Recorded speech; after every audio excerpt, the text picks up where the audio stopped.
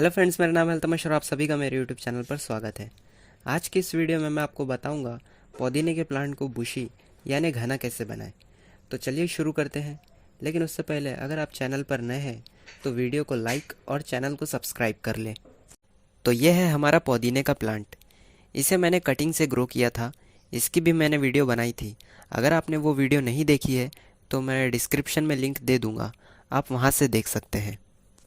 आपको सिंपली पुदीने की ब्रांचेस को ऊपर से थोड़ा थोड़ा कट कर लेना है, इस तरह से।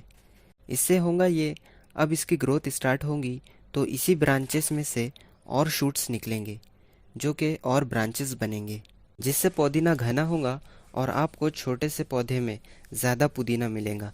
तो ये फ़ायदा होता है प्लांट को बुशी बनाने का।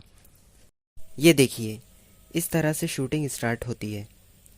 मतलब एक ब्रांच से 3-4 ब्रांच तैयार होंगी, जिससे हमारा पौधा घना भी होगा और इसकी लाइफ भी बढ़ जाएंगी। उम्मीद करता हूँ आपको समझ आ गया होगा। अगर कोई डाउट है तो आप मुझे कमेंट कर सकते हैं।